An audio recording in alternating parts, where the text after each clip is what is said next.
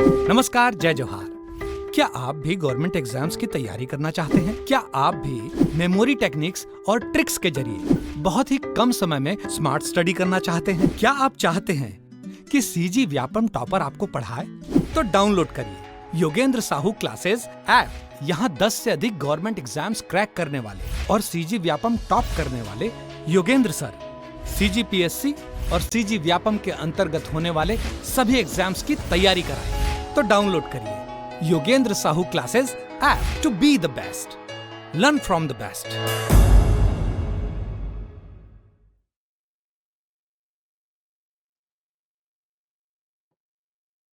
Good morning दोस्तों, आप सभी का स्वागत है योगेंद्र साहू ऑनलाइन क्लासेस के इस प्लेटफॉर्म में। मैं आपका दोस्त, आपका होस्ट, आपका ट्यूटर दीपक फिर से लेकर आया हूँ पॉलिटी के एमसीक्यूज़ की सीरीज़। पॉलिटी का जो एमसीक्यूज़ हमारा चल रहा है क्विक रिवीजन के फॉर्म में, बूस्टअप के फॉर्म में, इसमें वही क्वेश्चन करे जा रहे हैं जो प्रीवियस एग्जाम में आए हैं और क्वेश्चन के अनुसार पूरा विश्लेषण और पूरे टॉपिक को कवर किया जा रहा है। तो होप सो आपको ये सीरीज़ काफ़ी पसंद आ रही होगी। हमारे संस्था द्वारा और भी इसी टाइप की सीरीज़ दूसरे विषय के लिए भी चलाए जा रहे हैं। जैसा कि अभी प्रयोगशाला और हॉस्टल वार्डन और शिक्षाकर्मी के एग्ज़ाम होने वाले हैं और आगे जितने भी एग्ज़ाम होने वाले हैं उन सब एग्ज़ाम के लिए पॉलिटी सब्जेक्ट के लिए ये सीरीज़ काफ़ी महत्वपूर्ण होने वाली है और उम्मीद करता हूँ आप वीडियो के लास्ट तक बने रहेंगे। अभी हम पॉलिटी के सीरीज़ में मूल अधिकार का अध्ययन कर रहे हैं। मूल अधिकार की 2 क्लासें हो चुकी है, आज ये आखिरी क्लास है। बचे हुए क्वेश्चन इस क्लास में करेंगे। जैसा कि अभी आचार संहिता खत्म होने के बाद एग्जाम चालू हो जाएंगे और आपको अपनी तैयारी को पुख्ता रखना है, अपनी तैयारी को संपूर्णता रखनी है, जिससे जैसे ही एग्जाम हो आप पेपर बहुत अच्छे से हल करें और आपका सिलेक्शन हो जाए। ठीक है, तो ये फॉर्मेट उसी कहावत पर आधारित है कि जब जागो तब सवेरा। तो वेट मत करो कि कब क्या करना है, आज से ही अपनी तैयारी को फुल फॉर्म में लेके जाइए, पुख्ता करिए, मजबूत करिए और जिस दिन एग्जाम होगा उस दिन आप अच्छा पेपर बनाइए और सिलेक्शन लीजिए। तो योगेंद्र साहू क्लासेस हमेशा आपके शुभचिंतक के रूप में आपके साथ है और हम आज का ये टॉपिक चालू करते हैं जो मूल अधिकार का टॉपिक है। कल हम 30 क्वेश्चन तक देख चुके थे। भारत के संविधान का अनुच्छेद 24 जोखिमपूर्ण कार्यों से संबंधित कारखानों में बालकों के नियोजन का निषेध करता है, ये मैं बता दिया था।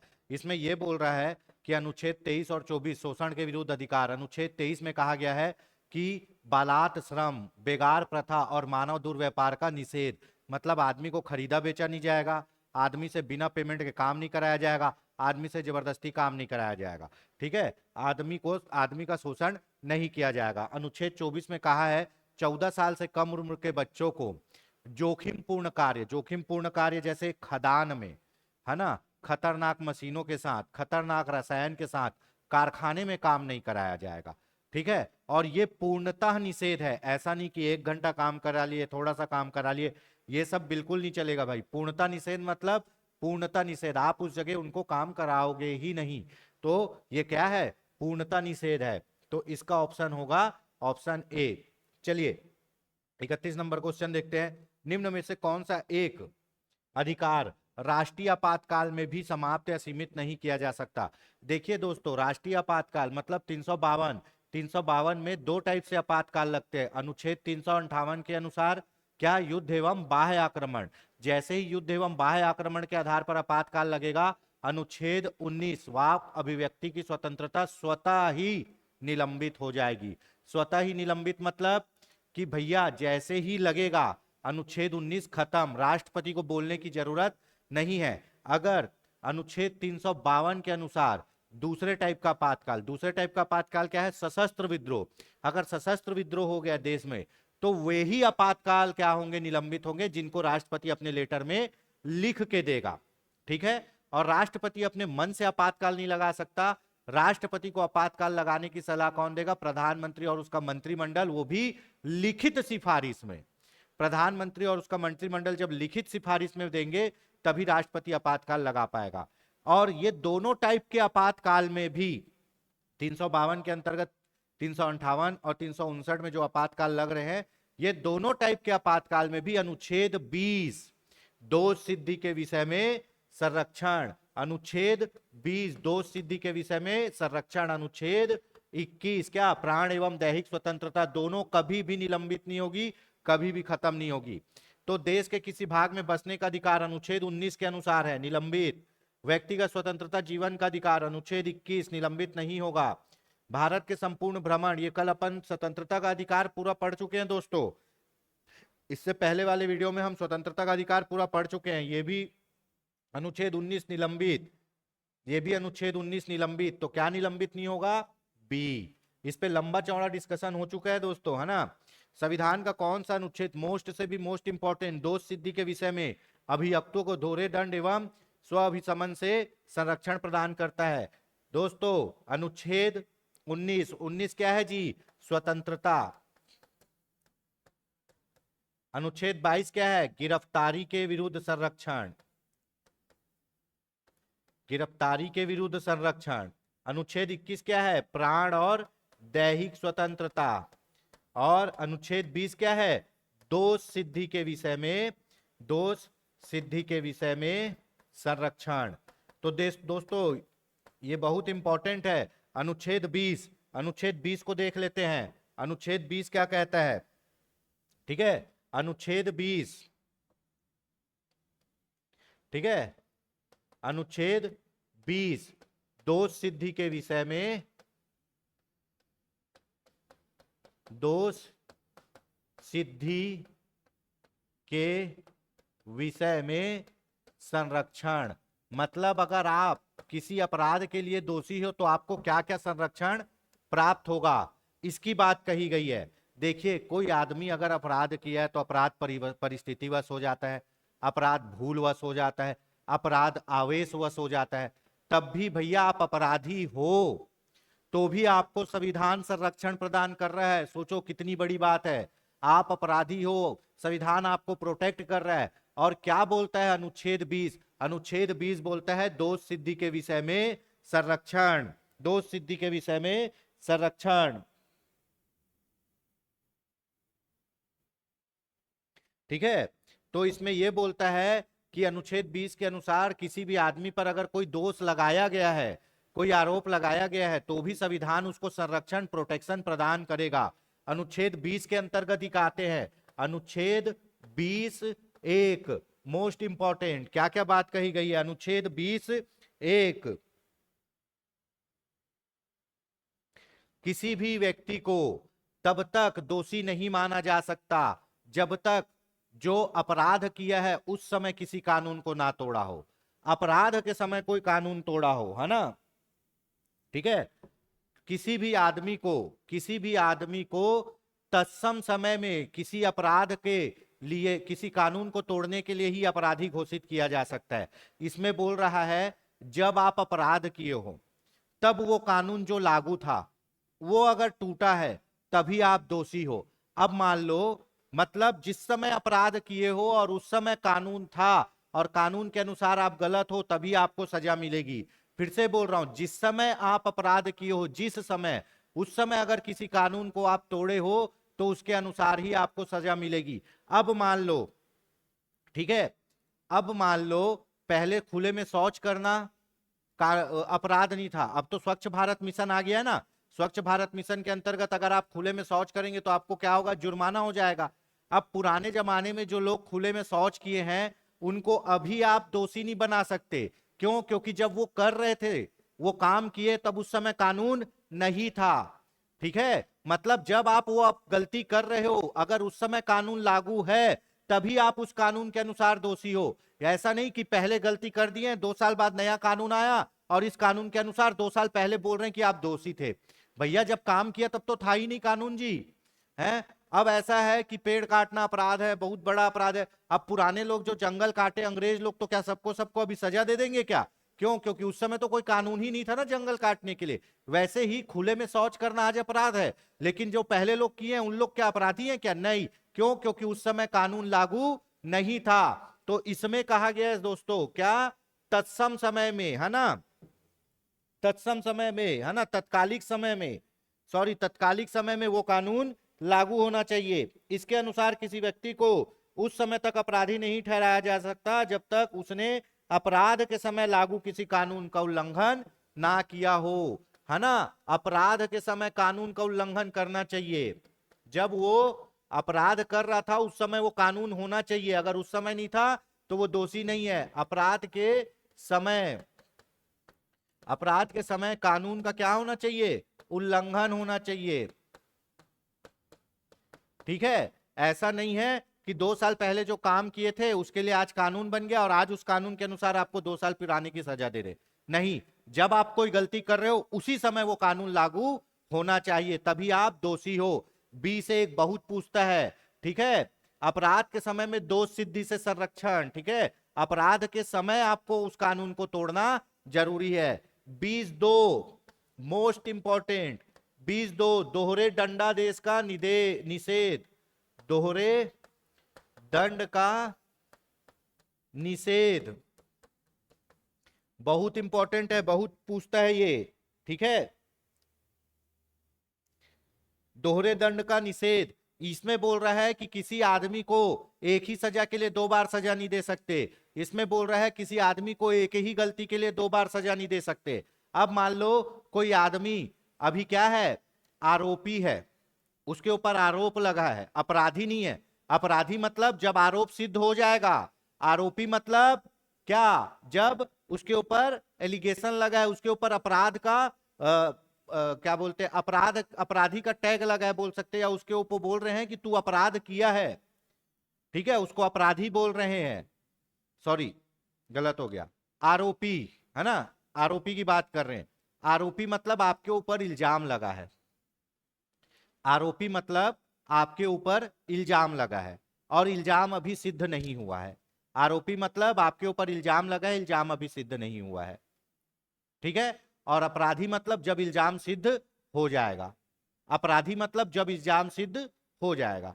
तो मान लो कोई आदमी है, हत्या का आरोपी है, उसके ऊपर आरोप लगा, उसको पकड़े और जेल में डाल दिए। अब उसके ऊपर केस चल रहा है, उसको पकड़े और जेल में डाल दिए, अब उसके ऊपर केस चल रहा है। केस चलते चलते 4 साल हो गया। 4 साल बाद यह प्रूफ हो गया कि उस आदमी ने हत्या की थी। अब वो हो गया क्या? अपराधी। 4 साल बाद उस आदमी ने हत्या की थी, ये प्रूफ हो गया। हो गया, ठीक है। अब 4 साल बाद उसको मिली सजा 10 साल की। ठीक है, 10 साल की सजा मिली, तो अब वो कितने साल और जेल में रहेगा? क्योंकि 4 साल तो पहले रह चुका है, बचा हुआ 6 साल जेल में रहेगा। ना कि जिस दिन सजा हुई है उस दिन से 10 साल जेल में रहेगा। ऐसे में तो उस आदमी को 14-15 साल की सजा हो गई ना। एक ही गलती की बार बार सजा थोड़ी न काटेगा। तो इसी को बोलते हैं दोहरे दंडादेश का निषेध, दोहरे दंड आदेश का निषेध। एक ही आदमी को एक गलती के लिए बार बार सजा नहीं दी जा सकती। जब उसको सजा हुई है ना, और जितने साल की सजा हुई है उतने साल जो वो पहले जेल में रहा है उसको माइनस कर देते हैं। ऐसा नहीं कि मुकदमा चलते चलते 5 साल हो गया, 5 साल बाद जज ने 10 साल की सजा सुनाई, तो जिस दिन सजा सुनाई उस दिन से 10 साल रहेगा। उस दिन से 10 साल नहीं रहेगा भैया, क्योंकि वो ऑलरेडी जब मुकदमा चल रहा था तो 5 साल जेल में था। वो जो 10 साल में 5 साल पुराने को घटा के 5 साल और उसको रखेंगे। तो इसी को बोलते हैं दोहरे दंड आदेश का निषेध। 20(3) में, ये भी मोस्ट इंपॉर्टेंट है, 20(3) में क्या कहा गया है? स्वयं के विरुद्ध गवाही नहीं देना। स्वयं के विरुद्ध गवाही नहीं देना।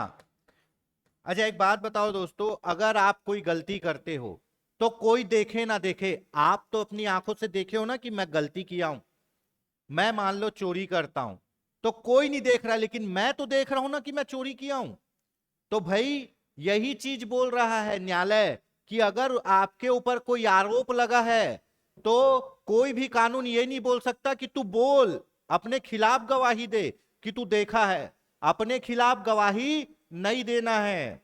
ठीक है, अपने खिलाफ गवाही नहीं देना है। ठीक है, इसी को बोलते हैं स्वयं के विरुद्ध गवाही की मनाही। आप अपने खिलाफ गवाही देने के लिए कोई भी आपको बाध्य नहीं कर सकता। अपने स्वयं के खिलाफ गवाही देने के लिए आपको कोई भी बाध्य नहीं कर सकता, क्योंकि जब गलती किया हूं तो मैं तो अपनी आंखों से देख रहा हूं ना कि मैं गलती किया हूं। और मेरे को कोर्ट ये नहीं बोल सकता कि वहां कोई नहीं था देखने वाला, लेकिन तुम तो थे, तुम गलती करते हुए अपने आप को देखे हो, तो अपने खिलाफ गवाही दो कि हाँ मैं गलती करते हुए खुद को दिया हूं। अगर ऐसा बोलोगे ना भैया तो तुरंत जेल हो जाएगी। ठीक है, तो इस चीज के बचाव के लिए आपको अधिकार दिया है कि कोई भी ताकत कानून आपको स्वयं के विरुद्ध अपने खिलाफ गवाही देने के लिए बाध्य नहीं कर सकती। इसी तीनों को बोलते हैं दोष सिद्धि के विषय में संरक्षण। अगर आपको किसी मामले में दोषी बनाया गया है तो सबसे पहले आप दोषी तब माने जाओगे जब आप गलती किए थे उस समय कानून लागू होना चाहिए। दूसरा क्या, एक ही अपराध के लिए आपको बार बार सजा नहीं दे सकते। तीसरा क्या, स्वयं के विरुद्ध गवाही देने के लिए बाध्य नहीं कर सकते। तो यही अनुच्छेद है, अनुच्छेद 20, दोष सिद्धि के विषय में संरक्षण। और मोस्ट इंपॉर्टेंट दोस्तों, अनुच्छेद 20 और 21, अनुच्छेद 20 और 21 कभी भी आपातकाल में खत्म नहीं होते, ये हमेशा जिंदा रहते। आपके सब मौलिक अधिकार खत्म हो जाएंगे लेकिन ये दोनों हमेशा चालू रहेंगे। ऐसे में तो आपातकाल लगा के आपको जेल में डाल के सरकार मार सकती है ना। आपातकाल लगा के प्राण और दैहिक स्वतंत्रता के द्वारा आपको मार सकती है। इसीलिए अगर ये दोनों आपातकाल को हटा दिए ना तो आदमी खत्म हो जाएगा। इसीलिए ये दोनों आपातकाल ये दोनों अधिकार को हटा दिए ना, ये दोनों अधिकार को अगर हम हटा दिए तो आदमी खत्म हो जाएगा। इसीलिए ये दोनों अधिकार को आपातकाल में भी निलंबित नहीं करते। अनुच्छेद 20 और 21 किसी भी आपातकाल में सस्पेंड नहीं होता, हमेशा रहता है। तो इसका ऑप्शन होगा दोष सिद्धि के विषय में संरक्षण। बढ़िया डिस्कशन हुआ है, अनुच्छेद 20। ठीक है, आगे देखते हैं। बंदी बनाए गए व्यक्ति को मौलिक अधिकारों की रक्षा किस अनुच्छेद में प्रदत्त है? बंदी बनाए गए मतलब गिरफ्तारी की बात कर रहे हैं दोस्तों। गिरफ्तारी से संरक्षण,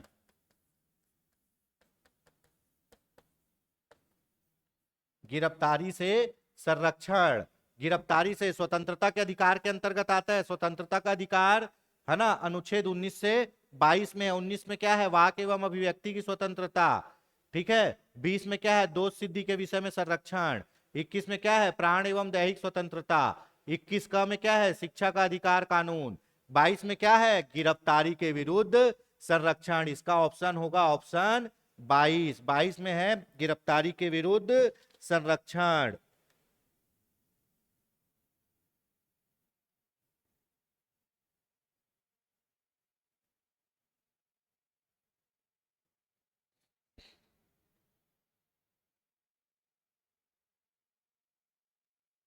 ठीक है, इसमें आपको क्या क्या अधिकार दिया गया है? गिरफ्तारी के विरुद्ध संरक्षण में आपको कहा गया है अगर आपको कोई पुलिस गिरफ्तार कर लेती है या कोई भी आदमी आपको बंदी बना लेता है, आराम से सुनिए, कोई भी आदमी आपको बंदी बना लेता है या गिरफ्तार करता है तो आपके क्या अधिकार है?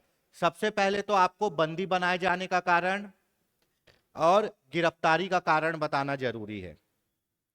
अगर आपको पुलिस या सेना बंदी बना लेती, गिरफ्तार कर लेती है तो पहला अधिकार है आपको बंदी बनाए जाने का कारण और गिरफ्तारी का कारण जानने का पूरा अधिकार है। ठीक है, दूसरा कारण है अपने पसंद के वकील से बात करने का अधिकार। ठीक है, दूसरा अधिकार क्या है? अपने पसंद के वकील से बात करने का अधिकार, है ना। पहला तो आपको कारण बताएंगे आपको क्यों बंदी बनाया है, दूसरा आपको कारण बताएंगे बंदी बनाया है, दूसरा आप अपने पसंद से वकील से बात कर सकते हो। पिक्चरों में देखे हो ना, पूछते हैं मेरे को क्यों बंदी बनाए हो, मेरे को अपने लॉयर से बात करना है, मेरे को लॉयर को फोन लगाने दो, तो वो उसी अधिकार से बात करते हैं। तीसरा, ठीक है, कोई भी व्यक्ति को 24 घंटे से ज्यादा मजिस्ट्रेट की आज्ञा के बिना गिरफ्तार करके नहीं रखा जा सकता। मोस्ट इंपॉर्टेंट, कोई भी व्यक्ति को 24 घंटे से ज्यादा मजिस्ट्रेट मतलब जज के आज्ञा के बिना गिरफ्तार करके नहीं रखा जा सकता। सपोज दैट मेरे को गिरफ्तार कर लिए तो मैं पूछूंगा पहला क्वेश्चन, मेरे को क्यों गिरफ्तार किया, मेरा अधिकार है जानने का, दिखाओ। उसके बाद मेरे को लगेगा इन लोग कुछ गलत कर रहे हैं, मैं बोलूंगा मेरे को अपने वकील से बात करना है, मेरे वकील से बात कराओ, ये मेरा अधिकार है। अगर वो मेरे को गिरफ्तार करके रख भी लिए हैं तो 24 घंटे से ज्यादा गिरफ्तार नहीं कर सकते। किसके लिए? न्यायालय के परमिशन के बगैर, मजिस्ट्रेट के परमिशन के बगैर 24 घंटे से ज्यादा गिरफ्तार नहीं कर सकते। 24 घंटे के अंदर मेरे को कहां पेश करना है? कोर्ट में पेश करना है। अगर किसी को गिरफ्तार करते हो तो 24 घंटे के अंदर कोर्ट में पेश करना है। अगर फिर न्यायाधीश बोलता है, जज बोलता है इसको गिरफ्तार कर लो, रिमांड में भेज दो, तब गिरफ्तार करेंगे, नहीं तो छोड़ देंगे। पर इसमें एक क्लॉज है, युक्ति युक्त निर्बंधन, 24 घंटे गिरफ्तार करने में, है ना, कहा कोर्ट आने जाने का समय को नहीं जोड़ा जाएगा। अब मान लो मैं छत्तीसगढ़ का आदमी हूं, मेरे को जम्मू कश्मीर से गिरफ्तार किए हैं और मेरे को पेश कहां करना है, छत्तीसगढ़ के कोर्ट में, तो जम्मू कश्मीर से आते आते ही 2 दिन लग जाएगा छत्तीसगढ़। तो इसीलिए आने जाने के समय को नहीं जोड़ते हैं, आने जाने के समय को छोड़ के बचे हुए 24 घंटे के अंदर जज के सामने प्रस्तुत करना है। जज बोलेगा कि इसको बरी कर दो तो छोड़ देंगे, जज बोलेगा रिमांड में भेज दो तो जेल भेज देंगे। ठीक है, तो भैया गिरफ्तारी के संरक्षण में 3 अधिकार आप याद कर लो। पहला कारण जानने का, है ना, कारण जानने का अधिकार है आपका 22(1), दूसरा है आपका 22(1) के अंतर्गत ही कारण जानने का अधिकार, 22(1) के अंतर्गत ही वकील से बात करने का अधिकार। आप अपने पसंद के वकील से बात कर सकते हो, कारण जान सकते हो अनुच्छेद 22(1) के अनुसार। 22(2) के अनुसार 24 घंटे के अंदर आपको कहां पेश करना है, मजिस्ट्रेट के सामने। और 24 घंटे से ज्यादा अगर आपको बंद रखना है, बंदी बना के रखना है, तो किसके परमिशन की जरूरत है, मजिस्ट्रेट के परमिशन की जरूरत है। पर मजिस्ट्रेट के परमिशन के लिए कोर्ट आने जाने के समय को 24 घंटे में नहीं जोड़ेंगे। बताया ना, अगर मेरे को जम्मू कश्मीर से पकड़े हैं, मेरे को छत्तीसगढ़ के कोर्ट में प्रस्तुत करना है, तो मेरे को आने जाने में ही 2 दिन लग जाएगा। तो ऐसे में तो फिर भैया उन लोग को छोड़ना पड़ जाएगा। पर ऐसा नहीं है, आने जाने के समय को नहीं जोड़ा जाएगा। उसके बाद आपको 24 घंटे के अंदर कहां प्रस्तुत करना है, मजिस्ट्रेट के सामने। फिर मजिस्ट्रेट आज्ञा देगा तो गिरफ्तार करेंगे, नहीं तो नहीं करेंगे। ठीक है,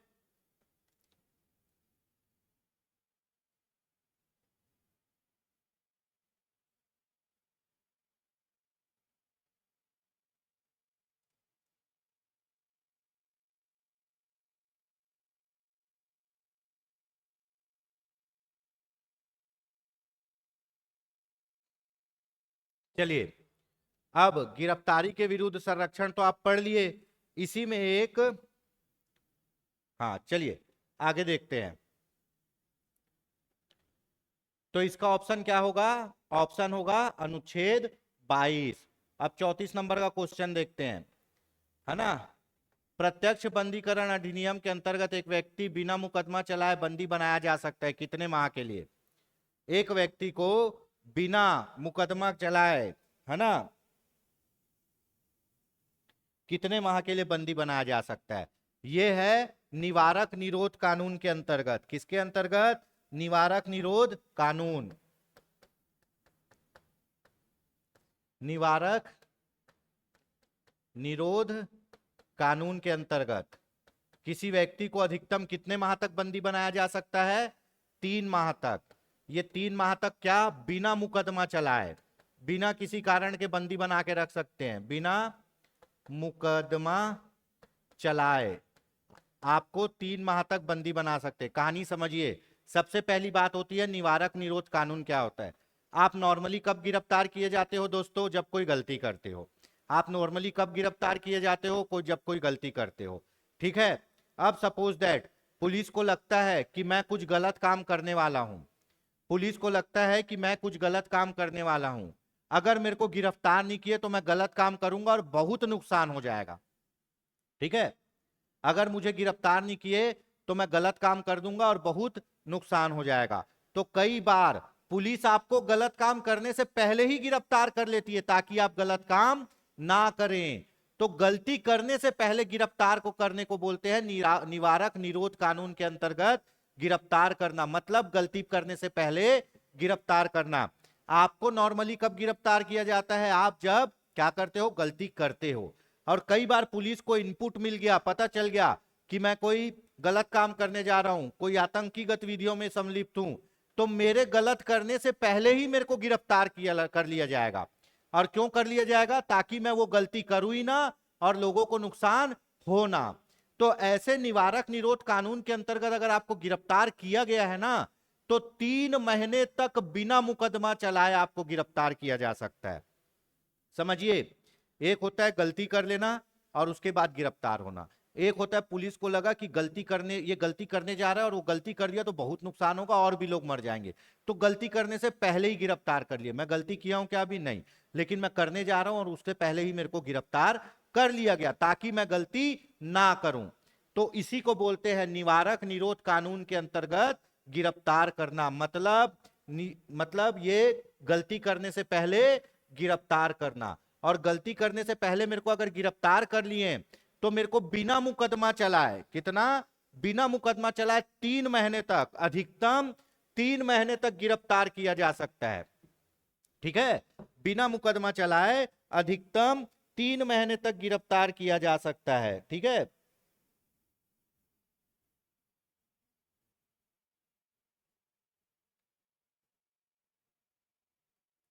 ठीक। अगर 3 महीने के अंतर्गत और अधिक गिरफ्तार करना है, 3 महीने से ज्यादा गिरफ्तार करना है, तो एक कमेटी बनेगी, वो अपनी रिपोर्ट देगी, तब 3 महीने से ज्यादा गिरफ्तार करेंगे। और आपको गिरफ्तारी का कारण जानने का अधिकार है, आपको गिरफ्तारी का कारण जानने का अधिकार है। पर पुलिस के पास एक और अधिकार है, अगर वो सोचती है कि आपकी गिरफ्तारी का कारण बताना सही नहीं है, लोक हित में सही नहीं है, तो वो नहीं बताएगी। मतलब निवारक निरोध कानून के अंतर्गत चले गए ना, तो लंबे नहीं पड़ जाओगे। अधिकतर आतंकवादी गतिविधियों के लिए जो संलिप्त रहते हैं ना, उनमें गिरफ्तार किया जाता है, क्योंकि अगर उनको गिरफ्तार नहीं करेंगे तो बम ब्लास्ट कर देगा, कुछ और कर देगा। तो अधिकतर आतंकवादी गतिविधियों में इसका उपयोग होता है, गतिविधियों को रोकने के लिए इसका उपयोग होता है। कि पता चल गया ये आतंकवादी आदमी है, ये बम ब्लास्ट कर सकता है, तो पहले ही गिरफ्तार कर लेंगे। और बिना मुकदमा चलाए अधिकतम कितने दिन तक अपन रोक सकते हैं उसको? 3 माह तक। 3 माह से अधिक के रोकने के लिए कमेटी बनेगी, वो रिपोर्ट देगी, तब होगा। और आपको अपनी गिरफ्तारी का कारण जानने का अधिकार है, पर कोई जरूरी नहीं है कि पुलिस आपको कारण बता दे। अगर आपको कारण बताना लोक हित में सही नहीं है, जनता के हित में सही नहीं है, तो नहीं बताएगी। ठीक है, तो ये हो गया, है ना। तो ये क्वेश्चन बहुत अच्छा है, ये पूछा जा सकता है कि निवारक निरोध तक या फिर बिना मुकदमा चलाए किसी आदमी को कितने महीने तक गिरफ्तार किया जा सकता है? 3 महीने तक। ठीक है, चलिए। स्वतंत्रता का अधिकार, स्वतंत्रता का अधिकार भी पढ़ लिए लगभग पूरा। ठीक है, स्वतंत्रता के अधिकार में चार चार अधिकार पढ़े। पहला है क्या? वाक अभिव्यक्ति की स्वतंत्रता। दूसरा क्या है? दोष सिद्धि के विषय में संरक्षण। तीसरा क्या है? प्राण एवं दैहिक स्वतंत्रता। चौथा क्या है? 21 है शिक्षा का अधिकार। पांचवा क्या है? 22 गिरफ्तारी के विरोध में संरक्षण, गिरफ्तारी के विरुद्ध संरक्षण। अब आता है धार्मिक स्वतंत्रता का अधिकार। अब क्या होता है? धार्मिक स्वतंत्रता का अधिकार। शोषण के विरुद्ध अधिकार पढ़ ही लिए, अनुच्छेद 23 24, है ना। 23 में कहा गया आदमी को खरीदा बेचा नहीं जाएगा, बिना मजदूरी के काम नहीं कराया जाएगा। 24 में कहा है 14 वर्ष से कम उम्र के बच्चों को कहा खतरनाक जगह में काम पे नहीं रखा जाएगा। ठीक है, अब आते हैं धार्मिक स्वतंत्रता का अधिकार। धार्मिक स्वतंत्रता का अधिकार कौन से अनुच्छेद में है दोस्तों? धार्मिक स्वतंत्रता का अधिकार, धार्मिक स्वतंत्रता अनुच्छेद 25 से 28 में क्या है? धार्मिक स्वतंत्रता का अधिकार अनुच्छेद 25 से 28 में। अब ये बोल रहा है धार्मिक स्वतंत्रता के अधिकार के प्रावधानों में क्या सम्मिलित है? धार्मिक स्वतंत्रता के अधिकार के प्रावधानों में क्या सम्मिलित है? पहला, धर्म प्रचार करने का अधिकार। ठीक है, ये भी है। सिखों को कृपाण धारण करने एवं रखने का अधिकार, ये भी है। राज्यों को समाज सुधारक विधि का निर्माण का अधिकार, ये भी है। धार्मिक निकाय लोगों को धर्म परिवर्तन कराने का अधिकार, ये नहीं है भैया। धर्म परिवर्तन एक अपराध है ना। एक चीज याद रख लीजिए, आप धर्म धर्म के नाम पे, धार्मिक स्वतंत्रता के नाम पे किसी का धर्म परिवर्तन नहीं करा सकते। तो इसका ऑप्शन होगा क्या? ऑप्शन 1 2 3।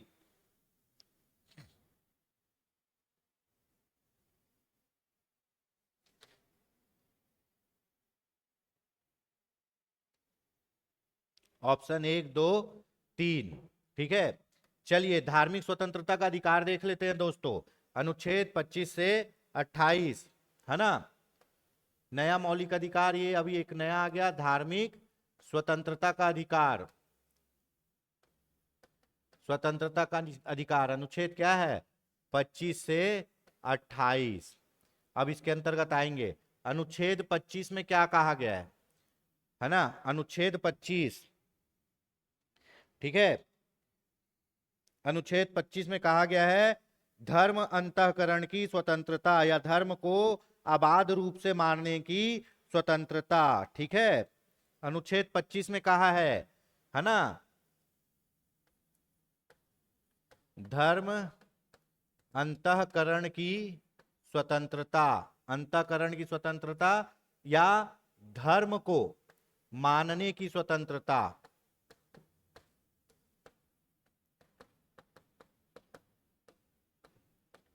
धर्म को मानने की स्वतंत्रता। हमारा संविधान भारत को एक कैसे राज्य के रूप में परिभाषित करता है? पंथ निरपेक्ष। मतलब भारत का कोई पंथ नहीं होगा, कोई धर्म नहीं होगा। संविधान में जो वर्ड यूज किया गया है वो है पंथ निरपेक्ष। हम नॉर्मल बोलचाल की भाषा में जो वर्ड यूज करते हैं वो कहते हैं धर्म निरपेक्ष। तो ये कहा गया है कि भारत का कोई भी राज धर्म नहीं होगा या पंथ नहीं होगा। धार्मिक स्वतंत्रता के अधिकार में कहा गया है भारत का प्रत्येक नागरिक जिस किसी भी धर्म को मानना चाहता है वो मान ले। अनुच्छेद 25 बोलता है कि मैं अपने धर्म को मानने के लिए स्वतंत्र हूं, मैं जिस किसी भी धर्म को मानना चाहता हूं मान लूंगा, है ना। मेरी सरकार कोई एक निश्चित धर्म को मानने के लिए मुझे बाध्य नहीं कर सकती। मेरी सरकार ये नहीं बोल सकती कि मैं हिंदू धर्म को मानूं, मैं सिख धर्म को मानूं, मैं ईसाई को मानूं, मैं मुस्लिम को मानूं। मेरा मन कि मैं कौन से धर्म को मानूं, इसी को बोलते हैं अनुच्छेद 25 के तहत धर्म अंतःकरण की स्वतंत्रता या धर्म को मानने की स्वतंत्रता। अगर मेरे को एक पत्थर में मेरा भगवान दिख रहा है तो मेरे को उस पत्थर को पूजा करना है, मेरे को कोई नहीं रोक सकता। अगर मेरे को एक कुर्सी में भगवान दिख रहा है तो मैं कुर्सी की पूजा करूंगा, मेरे को कोई नहीं रोक सकता। क्यों? क्योंकि मेरे को धर्म को स्वतंत्रता पूर्वक मानने का अधिकार कौन दे रहा है? संविधान दे रहा है। तो यही अनुच्छेद 25 धर्म अंतःकरण या धर्म को अबाध रूप से मानने की स्वतंत्रता। ठीक है,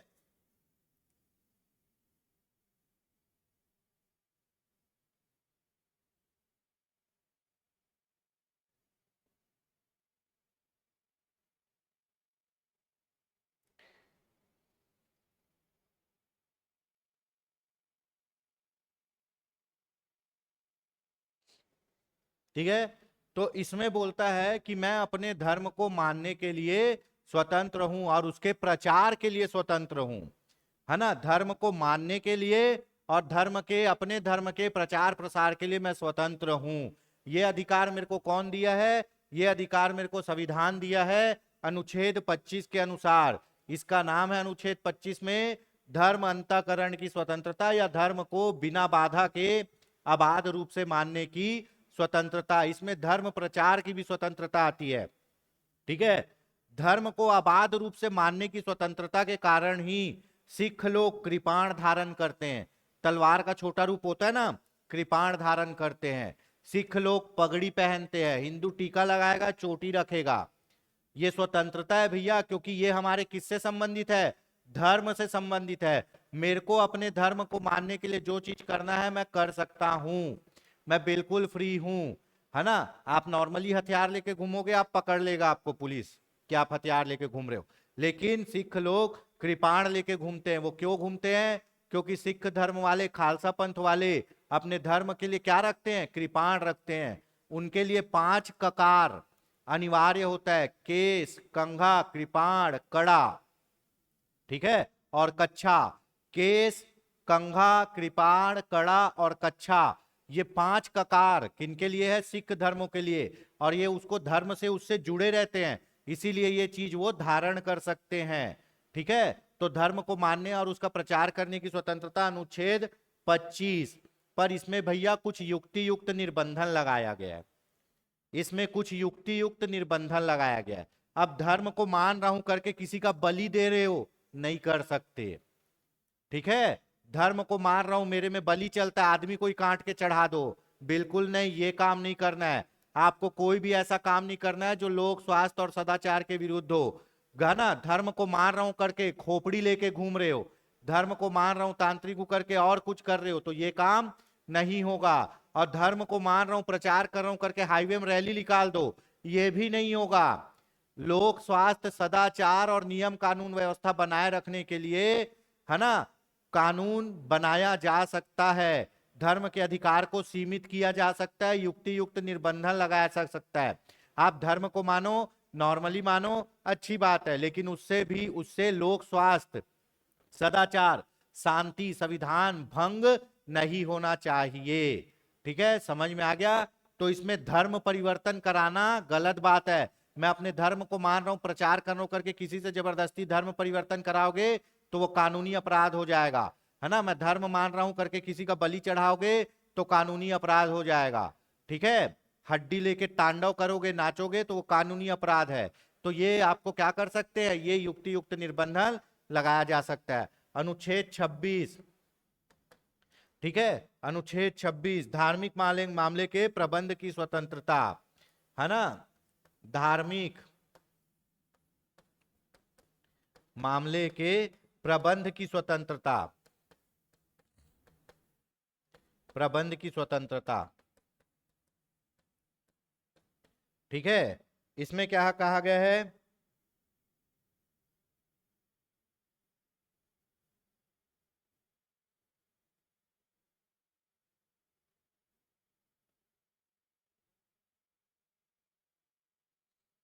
अनुच्छेद 26 में कहा गया है आप अपने धर्म को मानने के लिए एक संस्था बना सकते हो। वो संस्था संपत्ति खरीद सकती है, वो संस्था संपत्ति को बेच सकती है, खरीद सकती है, काम कर सकती है ना। मतलब आप अपने धर्म के लिए पूरा मैनेजमेंट कर सकते हो। सबसे पहली बात,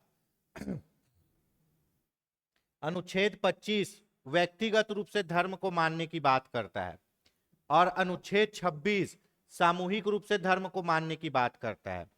इसमें कहा गया है धार्मिक प्रबंध की स्वतंत्रता, धार्मिक मामलों के प्रबंध की स्वतंत्रता। मतलब मैं अपने धर्म से संबंधित एक समूह बना सकता हूं, यह मेरी स्वतंत्रता है।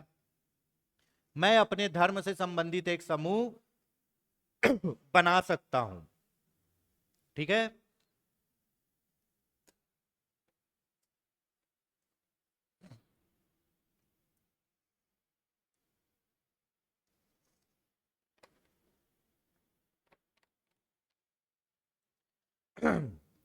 मैं अपने धर्म से संबंधित एक समूह बना सकता हूं या कोई ट्रस्ट बना सकता हूं और उस ट्रस्ट के नाम से, अपने धार्मिक समूह के नाम से संपत्ति खरीद सकता हूं, उस संपत्ति को पूरा मैनेज कर सकता हूं, उस संपत्ति का उपयोग कर सकता हूं और उस पूरे धार्मिक प्रबंध को कर सकता हूं।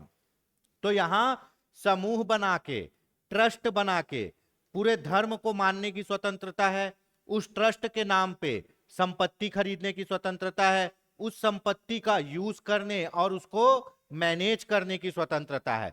तो यही है धार्मिक मामले के प्रबंध की स्वतंत्रता। ठीक है, अब इसमें आप एक केस सुने होंगे, गोलकनाथ बोल रहा हूं जी, केशवानंद भारती बनाम केरल राज्य का केस, केशवानंद भारती बनाम केरल राज्य का केस। अब केरल में क्या हो रहा था, लैंड रिफॉर्म चल रहा था। सरकार जिनकी ज्यादा जमीन थी ना, वो जमीन को छीन के क्या कर रही थी, गरीबों में बांट रही थी या उस जमीन को सरकारी जमीन घोषित कर रही थी। सरकार जिनके पास 100-150 एकड़ है उन लोग को 50 एकड़ बस दे रही है, बाकी जमीन सरकारी जमीन घोषित कर रही थी। तो केशवानंद भारती एक मठ के प्रमुख थे। मठ मतलब धर्म को मानने वाला वो एक संस्था था, मठ। वो मठ बोलते ना, ये मठ के प्रमुख, ये मठ के जैसे शंकराचार्य होते हैं, है ना, जैसे है श्रृंगी मठ के प्रमुख, है ना, उसके बाद पूरी मठ के प्रमुख। तो वो एक पूरी संस्था है, उस मठ के प्रमुख थे। ऐसे ही मठ के प्रमुख थे कौन, केशवानंद भारती। और उस मठ के पास बहुत जमीन थी, उस मठ के पास बोलते हैं हजारों एकड़ जमीन थी। तो वो जमीन को कौन ले रहा था, केरल सरकार। अब केरल सरकार ले रही थी, तो इस अधिकार के अंतर्गत, अनुच्छेद 26 के अंतर्गत धार्मिक मामलों के प्रबंध की स्वतंत्रता भी बोला ना, आप संपत्ति ले सकते हो, उसका मैनेज कर सकते हो, उसको यूज कर सकते हो। तो इस स्वतंत्रता है, ये तो स्वतंत्रता है कि मैनेज करना। अब जमीन ले रहे हैं वो मठ का, तो उसका भैया धार्मिक मामले के प्रबंध की स्वतंत्रता का हनन हो रहा है, ये अधिकार का क्या हो रहा है, छीन रही है। तो इसके लिए सुप्रीम कोर्ट गए। ठीक है, इसके लिए क्या गए, सुप्रीम कोर्ट गए और सुप्रीम कोर्ट में केस चला, बहुत लंबा चौड़ा केस चला, मतलब बहुत हाई प्रोफाइल केस था, है ना। 13 जजों का एक पैनल बना, बेंच बोलते हैं जिसको, बेंच। 13 जज मिलके 6 और 7 के बहुमत से क्या दिए, फैसला दिए, जिसमें केशवानंद भारती जी हार गए। फैसला सरकार के पक्ष में गया, केशवानंद भारती जी हार गए, उनकी जमीन चले गई। लेकिन वो हार के भी जीत गए कैसे, इन्हीं के वाद में आया क्या, मूल ढांचे का सिद्धांत। संविधान के किसी भी भाग में संसद संशोधन कर सकती है, पर कोई भी ऐसा संशोधन नहीं कर सकती है जिससे मूल ढांचा टूटे। मूल ढांचा मतलब जो बेसिक फ्रेम है, जिस उद्देश्य के लिए संविधान को बनाया गया था, वो उद्देश्य ना टूटे, मौलिक अधिकार ना खत्म हो, है ना, स्वतंत्रता ना खत्म हो।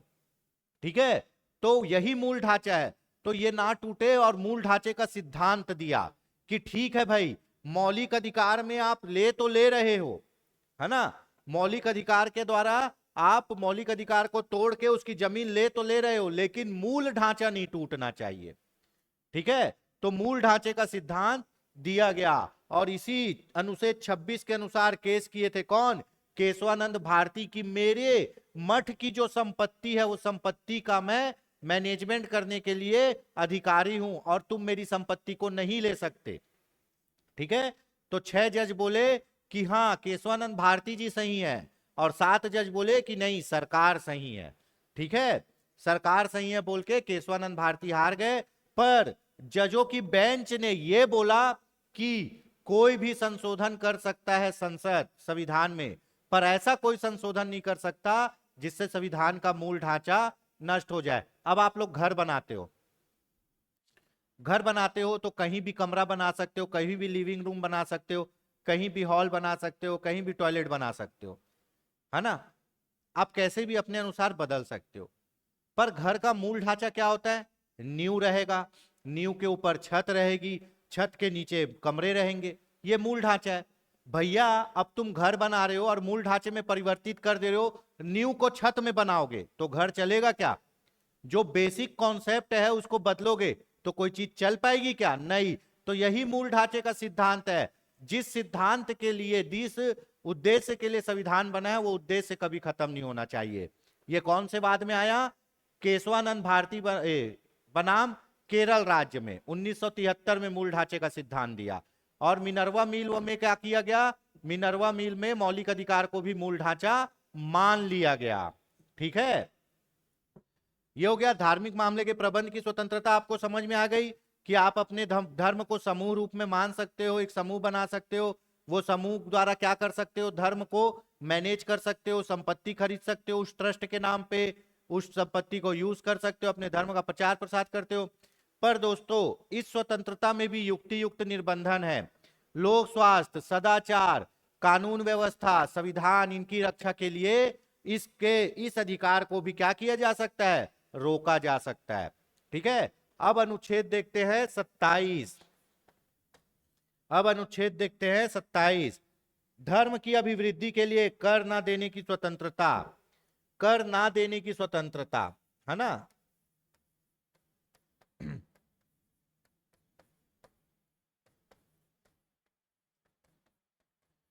कर ना देने की स्वतंत्रता किसके लिए, धर्म के लिए, धर्म के लिए कर ना देने की स्वतंत्रता।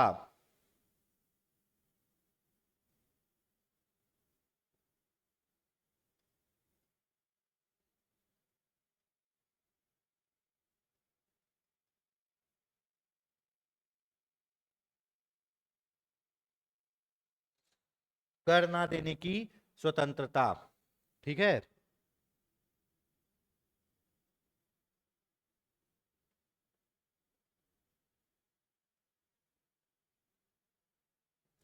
इसमें कहा गया है कर, टैक्स नहीं देना है।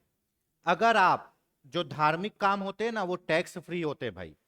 ठीक है, भारत सरकार किसी भी धार्मिक काम के लिए टैक्स नहीं ले सकती। ठीक है, कर नहीं लेगी, है ना।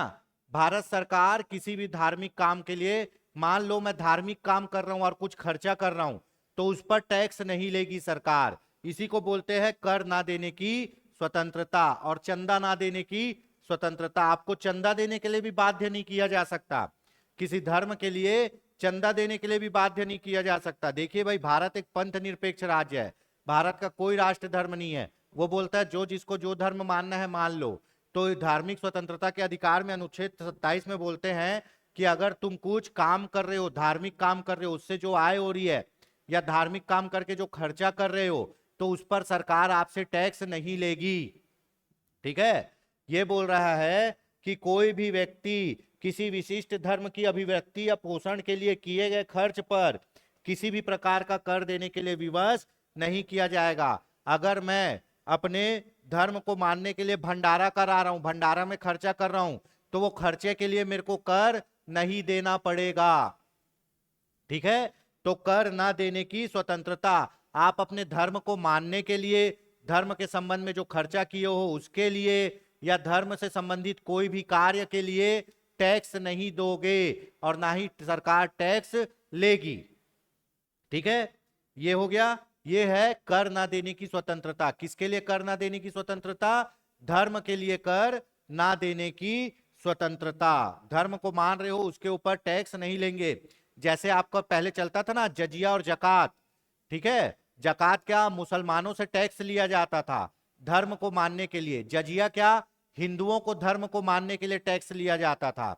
ठीक है, फिरोज तुगलक ने लगाए थे जजिया और जकात, है ना। तो भैया ऐसा धर्म के नाम पे कोई भी टैक्स नहीं लिया जाएगा।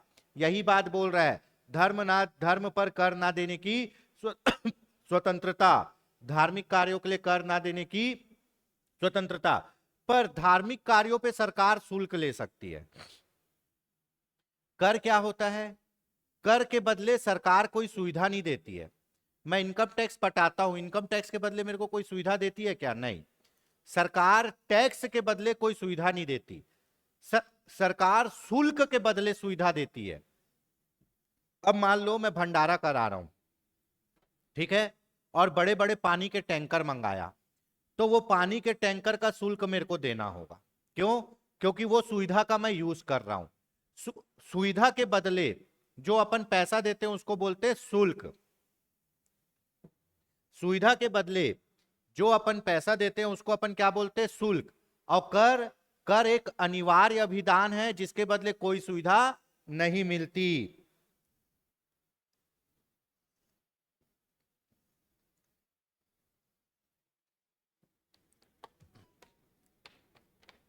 कर और शुल्क में अंतर समझ में आया? अगर आप सरकार से कोई सुविधा ले रहे हो तो उसका शुल्क दोगे। अगर सरकार आपसे बिना सुविधा के अगर कोई पैसा ले रहा है तो वो कर है। ठीक है, अगर मान लो मैं पैसा कमा रहा हूं, धार्मिक मेरा संस्था पैसा कमा रहा है, ट्रस्ट पैसा कमा रहा है, तो उस पर मैं कर नहीं दूंगा। ठीक है, धार्मिक कार्यों पर कर की छूट। लेकिन अगर मैं कोई काम कर रहा हूं और सरकार से कोई सुविधा ले रहा हूं तो उसका मैं शुल्क दूंगा। तो कर ना देने की स्वतंत्रता। अनुच्छेद 27। अनुच्छेद 28 में क्या कहा गया है दोस्तों? राजकीय शिक्षण संस्थाओं में धार्मिक शिक्षा का निषेध। धार्मिक शिक्षा का निषेध भाई, धार्मिक शिक्षा का निषेध। कोई भी सरकारी स्कूल में किसी भी धर्म की शिक्षा नहीं दी जाएगी।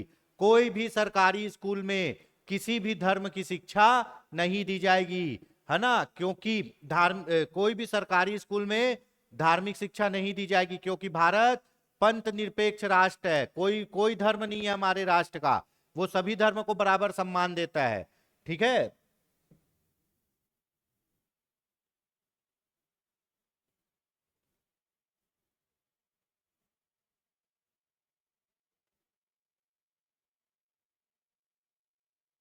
ठीक।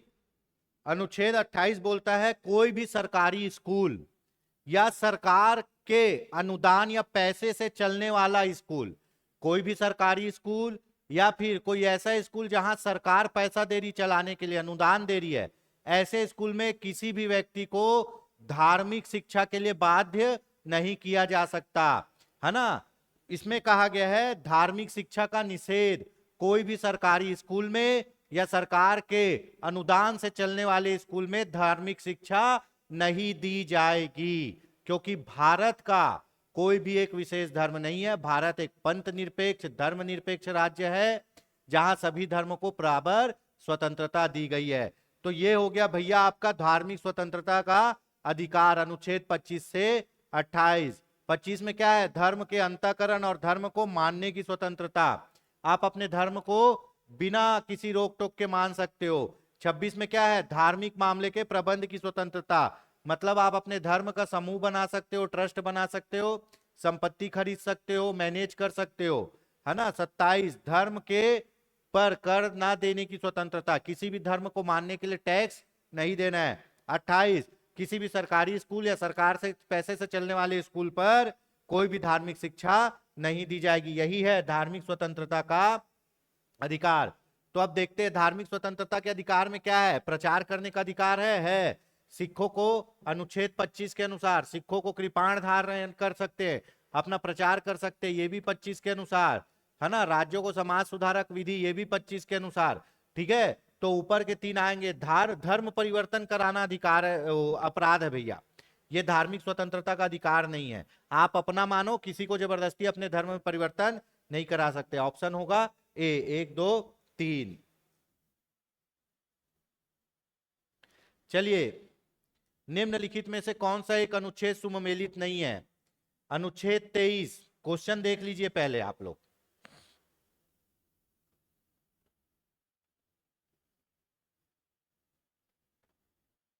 ठीक है, अनुच्छेद 23।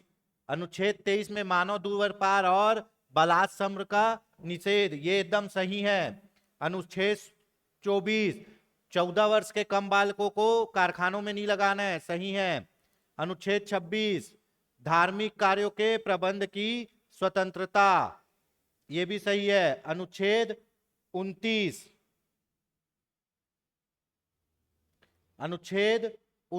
क्या कहा गया है? शिक्षण संस्थानों की स्थापना और प्रशासन का अल्पसंख्यक वर्गों का अधिकार। कौन सा सुमेलित नहीं है जी?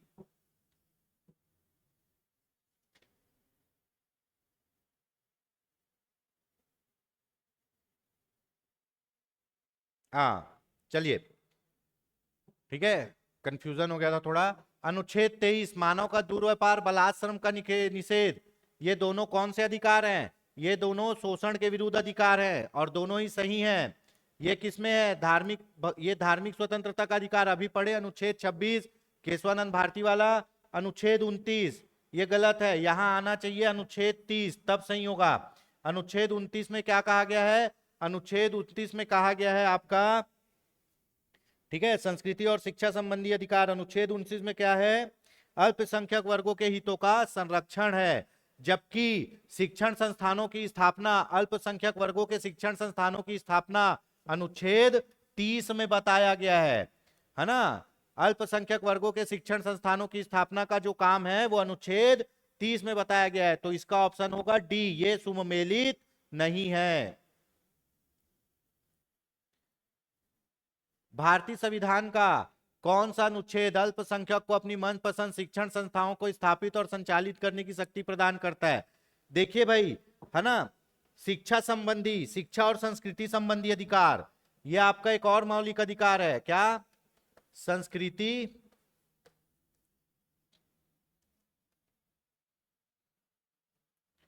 ठीक है, अगला मौलिक अधिकार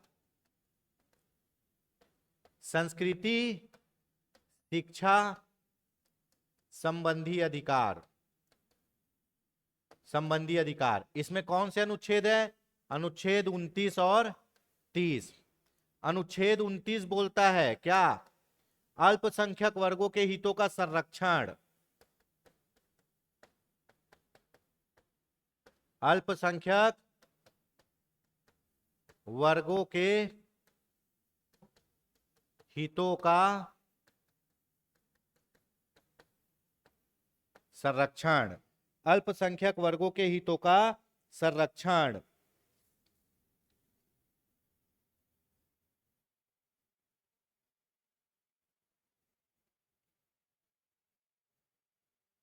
ठीक है, इसमें कहा गया है अनुच्छेद 29 में, ठीक है।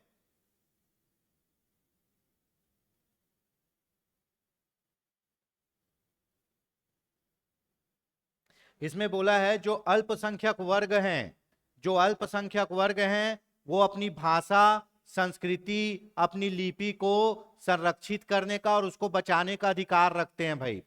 हमारे यहाँ 6 अल्पसंख्यक है। कौन कौन से 6 लोग अल्पसंख्यक है? ठीक है, सिख, है ना, ईसाई, है ना, मुस्लिम, जैन, बौद्ध और फारसी, ईरानी लोग। अपने यहां बेस्ट ऑफ माई नॉलेज, ठीक है, सिख, ईसाई, जैन, बौद्ध, मुस्लिम और फारसी अल्पसंख्यक की श्रेणी में आते हैं। ये भाषाई और, है ना, जनसंख्या के रूप में अल्पसंख्यक लोग हैं।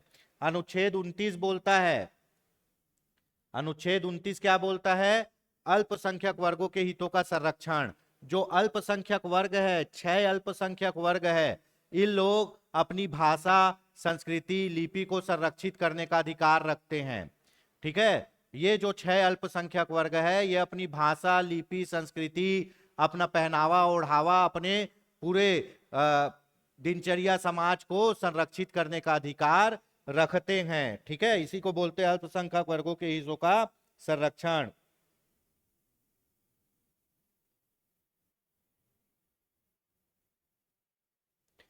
ठीक है, उसके बाद अनुच्छेद 30,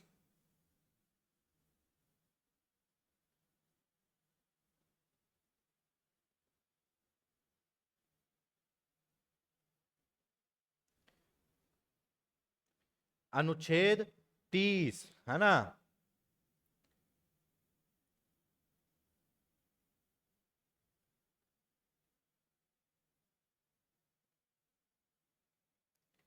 अनुच्छेद 30, अनुच्छेद 30 बोलता है मोस्ट इंपॉर्टेंट, पहले संस्कृति और शिक्षा संबंधी अधिकार में अनुच्छेद 29 और 30 है। अनुच्छेद 29 क्या बोलते हैं? अल्पसंख्यक वर्ग अपने हितों का संरक्षण कर सकता है, अपने भाषा, लिपि, संस्कार, संस्कृति का संरक्षण कर सकता है। दूसरा, अनुच्छेद 30 क्या? अल्पसंख्यक वो शिक्षण संस्थानों की स्थापना, अल्पसंख्यक शिक्षण संस्थान की स्थापना। ठीक है, अब बोल रहे हैं, एक तरफ तो आप धार्मिक स्वतंत्रता के अधिकार में अनुच्छेद कौन से में जी? अनुच्छेद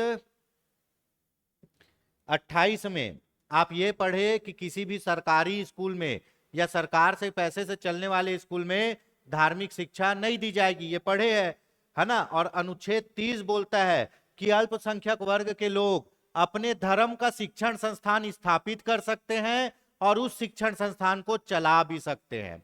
अब सोचो, है ना, धार्मिक स्वतंत्रता के अधिकार में अनुच्छेद 28 में बोलते हैं सरकारी स्कूल में, सरकार के पैसे से चलने वाले स्कूल में धार्मिक शिक्षा नहीं दी जाएगी, नॉर्मल सी बात है। लेकिन संस्कृति और शिक्षा संबंधी अधिकार में अल्पसंख्यक वर्गों के हितों की बात कर रहे हैं, जिसमें अनुच्छेद 30 में कहा गया है कि जो अल्पसंख्यक वर्ग है वो अपने जात का, अपने धर्म का शिक्षण संस्थान बना सकता है और उस शिक्षण संस्थान को चला भी सकता है।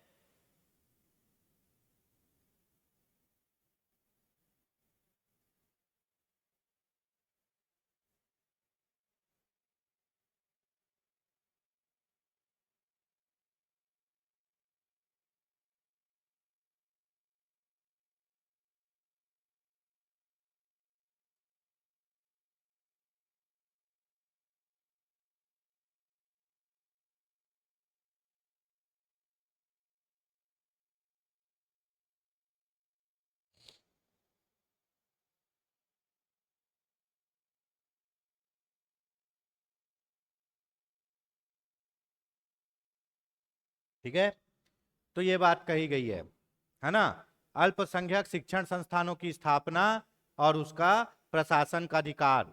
तो हमारे यहाँ अल्पसंख्यक जो 6 अल्पसंख्यक है, ठीक है, उन लोग क्या कर सकते हैं, अपने अपने धर्म का शिक्षण संस्थान स्थापित कर सकते हैं और उसको चला सकते हैं और अपने धर्म की शिक्षा दे भी सकते हैं।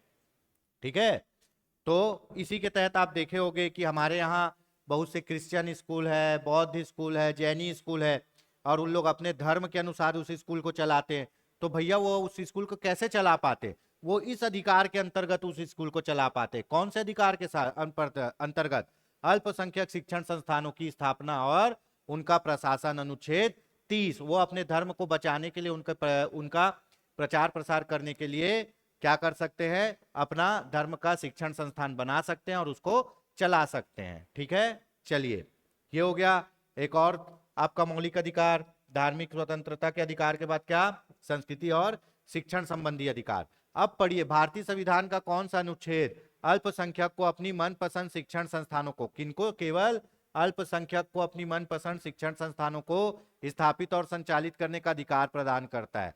तो भैया अनुच्छेद 19 क्या है ना, अल्पसंख्यक वर्गों के हितों का संरक्षण।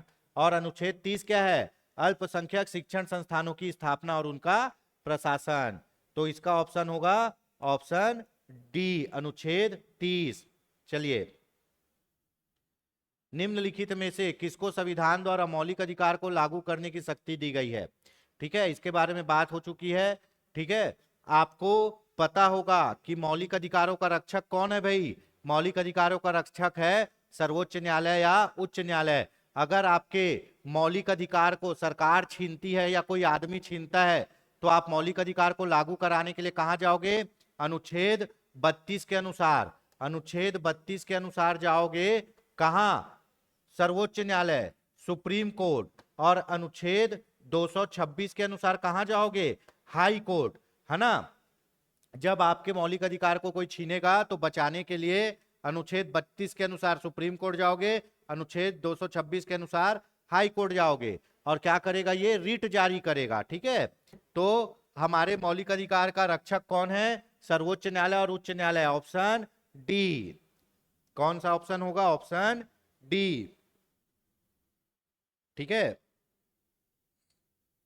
अब मौलिक अधिकारों का संरक्षक कौन है? फिर से क्वेश्चन आ गया, बताइए। कार्यकारिणी, संसद, उपयुक्त में से कोई नहीं। भैया न्यायपालिका भी तो है, ऑप्शन ए। अभी पढ़े ना, सर्वोच्च न्यायालय। निम्नलिखित कथनों में से कौन सा सही नहीं है?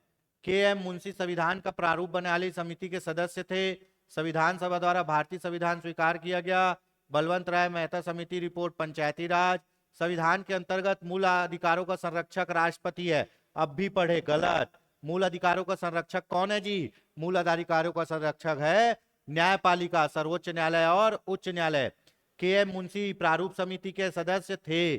संविधान सभा द्वारा भारतीय संविधान को स्वीकार किया गया था। पंचायती राज व्यवस्था, पहला बलवंत राय मेहता रिपोर्ट। सही है, ये गलत है, ऑप्शन होगा डी। निम्नलिखित में से एक अधिकार जो डॉक्टर बी आर अंबेडकर द्वारा संविधान की आत्मा कहा गया है। पढ़िए क्वेश्चन, संविधान की आत्मा बी आर अंबेडकर ने किसको कहा गया है ना? धार्मिक स्वतंत्रता का अधिकार, संपत्ति का अधिकार, समता का अधिकार, संवैधानिक उपचारों का अधिकार। बताइए भाई, किसे कहा गया है?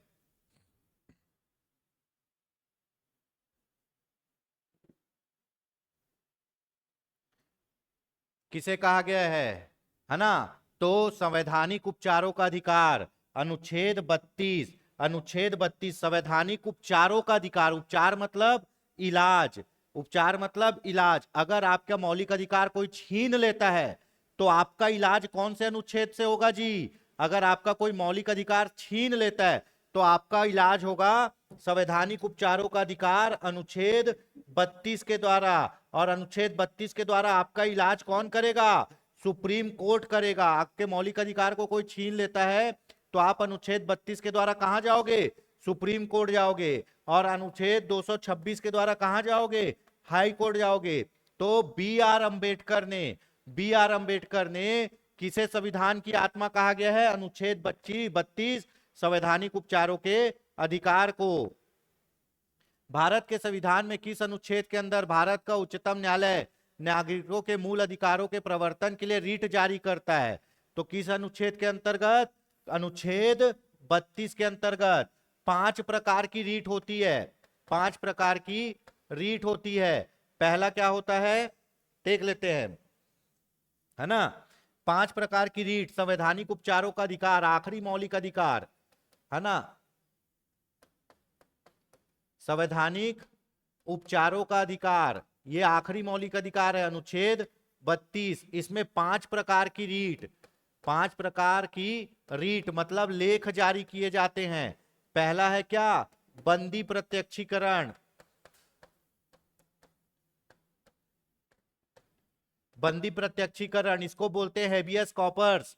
इसका नाम इंग्लिश में भी याद रखिएगा जी, बंदी प्रत्यक्षीकरण, हेबियस कॉर्पस।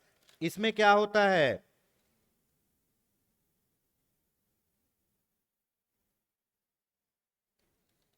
ठीक है, बंदी प्रत्यक्षीकरण, इसका शाब्दिक अर्थ है क्या? विरुद्ध या गिरफ्तारी को सशरीर न्यायालय में उपस्थित करो।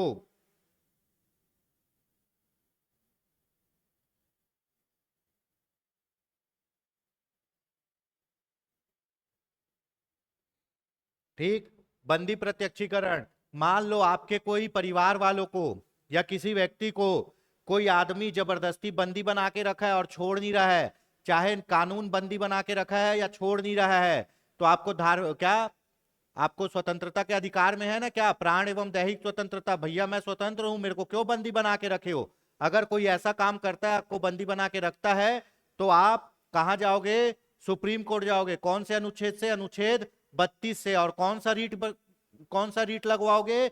बंदी प्रत्यक्षीकरण का रीट लगाओगे, जिसको बोलते हैं हेबियस कॉर्पस। जब आप ये रीट लगवाओगे तो सर्वोच्च न्यायालय क्या आदेश देगा? जो आदमी बंदी बनाया गया है उसको सह शरीर मेरे सामने उपस्थित करो, लेके आओ कोर्ट के सामने, और आप कारण बताओ कि इसको क्यों बंदी बनाए थे। ठीक है, तो बंदी प्रत्यक्षीकरण, बंदी प्रत्यक्षीकरण के लिए अगर किसी आदमी को बंदी बनाया गया है तो आप अपने मौलिक अधिकार के हनन का अभियोग चला सकते हैं, मुकदमा चला सकते हैं। अनुच्छेद 32 के अनुच्छेद 32 के अनुसार आप क्या कर सकते हैं? आप उपचार प्राप्त कर सकते हैं। कहां से? सर्वोच्च न्यायालय से। और अनुच्छेद 226 के अनुसार कहां?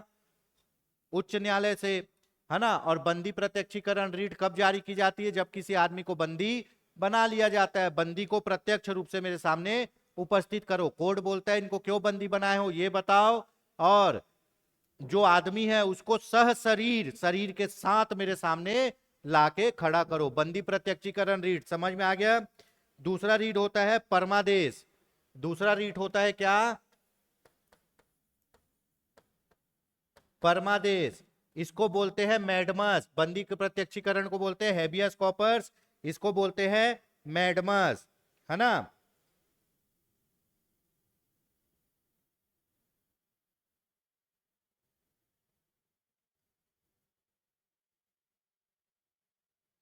ठीक है, जब कोई सरकारी आदमी या कोई सरकारी संस्था, जब कोई सरकारी आदमी या सरकारी संस्था अपना काम अच्छे से नहीं कर रहा है, अपने उत्तरदायित्व को अच्छे से निभा नहीं रहा है, तो उसके खिलाफ कौन सा रीट जारी करती है? उच्च न्यायालय या सर्वोच्च न्यायालय? परमादेश। अब मान लो पीडब्ल्यूडी सड़क बनाना है और पीडब्ल्यूडी अच्छे से सड़क नहीं बना रही है और समय पे सड़क नहीं बना रही है ना, अपने उत्तरदायित्व को नहीं निभा रही है, तो आप सर्वोच्च न्यायालय और उच्च न्यायालय के में जाकर पीडब्ल्यूडी के खिलाफ कौन सा रीट लगा सकते हैं? परमादेश। ये केवल सरकारी आदमी के लिए लगता है ना, प्राइवेट के लिए नहीं। केवल सरकारी संस्था या सरकारी आदमी के लिए। ये किसके लिए? प्राइवेट और सरकारी दोनों के लिए है। प्राइवेट और सरकारी दोनों के लिए है ये, है ना। कोई भी बंदी बना सकता है, प्राइवेट आदमी भी बना सकता है, कानून भी बना सकता है। अगर गलत तरीके से बंदी बनाया है तो बंदी बनाने का कारण बताए और तुरंत क्या 24 घंटे के अंदर कहा? न्यायालय में उपस्थित करे। ठीक है, तुरंत उपस्थित करे। ठीक है, अब परमादेश अगर कोई सरकारी संस्था या आदमी अपना काम अच्छे से नहीं कर रहा है तो उसके उत्तरदायित्व को पूरा करने के लिए, उत्तरदायित्व का ज्ञान दिलाने के लिए सर्वोच्च न्यायालय और उच्च न्यायालय परमादेश रीट जारी करते हैं कि तुम अच्छे से काम करो, ये काम गलत है। तीसरा रीट होता है, तीसरा रीट कौन सा होता है जी? तीसरा रीट होता है प्रतिषेध। कौन सा होता है? प्रतिषेध। तीसरा रीट होता है प्रतिषेध। ये रीट मतलब ये लेख है। ये लेख कब जारी किए जाते हैं? जब आपके कोई मौलिक अधिकार का हनन हो या कोई मौलिक अधिकार छीना जाए। और ये रीट कौन जारी करता है? सर्वोच्च न्यायालय और उच्च न्यायालय। प्रतिषेध को बोलते हैं इंग्लिश में क्या? प्रोविजन। प्रतिषेध को क्या बोलते हैं? प्रोविजन।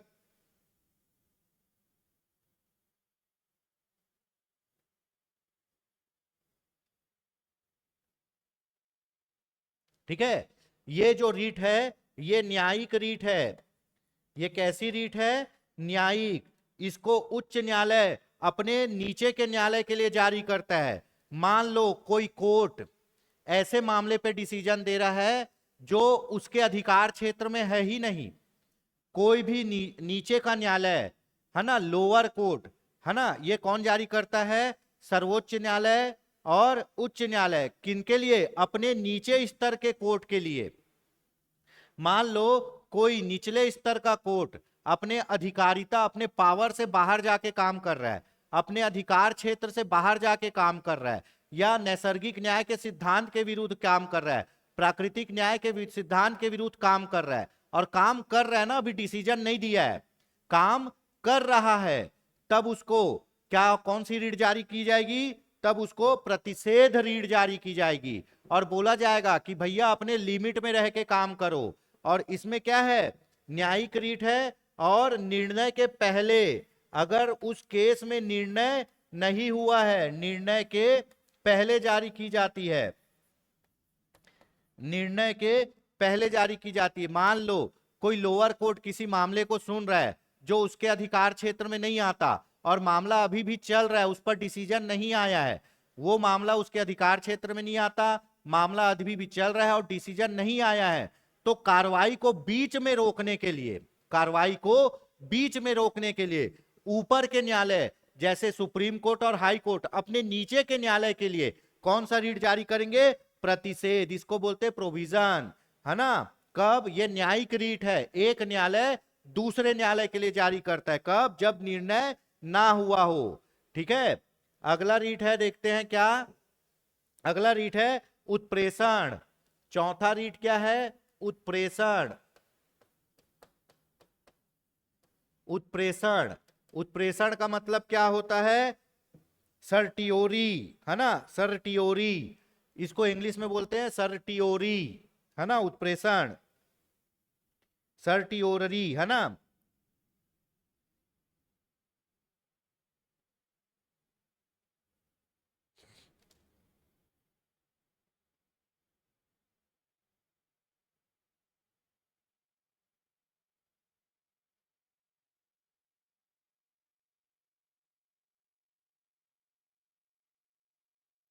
ठीक, मान लो कोई निम्न न्यायालय ऐसे मामले में निर्णय दे दिया जो उसके अधिकार के बाहर है ना, ये भी क्या है? न्यायिक रीट है। एक उच्च न्यायालय अपने निम्न न्यायालय के लिए जारी करता है, उच्च न्यायालय सुप्रीम कोर्ट और हाई कोर्ट अपने निम्न न्यायालय के लिए जारी करता है। ये भी क्या है? ये भी एक क्या है? ये भी एक न्यायिक रीट है। ये भी एक क्या है? एक न्यायिक रीट है। ठीक है, न्यायिक रीट है। उच्च न्यायालय निम्न न्यायालय के लिए जारी करता है। और कब जारी करता है? निर्णय देने के बाद, निर्णय देने के बाद। ठीक है, मान लो कोई निम्न न्यायालय अपने अधिकार क्षेत्र के बाहर किसी मामले की सुनवाई कर रहा है और निर्णय भी दे दिया, निर्णय भी दे दिया, तब कौन सा रीट जारी करेंगे? उत्प्रेषण। इसको बोलते हैं सर्टियोररी, है ना, जब निर्णय देने के बाद। और मान लो कोई निम्न न्यायालय अपनी अधिकार क्षेत्र के बाहर काम कर रहा है पर निर्णय नहीं दिया है, तब कौन सा रीट जारी करेंगे? प्रतिषेध। मामला चल रहा है तो प्रतिषेध, मामले को निपटा दिए, है ना, मामले को निपटा दिए और क्या दिए? अपन निर्णय दे दिए, तो कौन सा रीट जारी करेंगे? तब रीट जारी करेंगे उत्प्रेषण। ये भी क्या है? न्यायिक रीट है।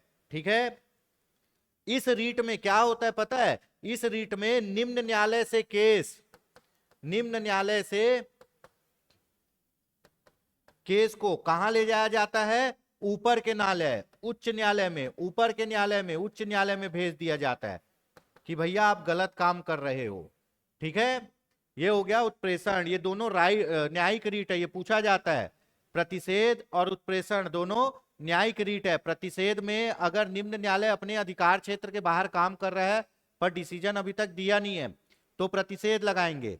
और निम्न न्यायालय अपने अधिकार क्षेत्र के, ठीक है, अपने अधिकार क्षेत्र के बाहर काम कर रहा है या मामले की सुनवाई गलत कर रहा है तो उत्प्रेषण रीट लगाकर मामले को ऊपर के न्यायालय में भेज दिया जाता है। आप इसको सुनने लायक नहीं हो, आप ऊपर भेजो उत्प्रेषण में। ठीक है, प्रतिषेध डिसीजन आने के पहले और उत्प्रेषण डिसीजन आने के बाद। अगला रीट है, अगला लेख आखिरी क्या है? अधिकार परीक्षा, इसको बोलते हैं क्यू वेरेंटो। अधिकार परीक्षा, ठीक है, क्यू वेरेंटो, अधिकार परीक्षा, है ना।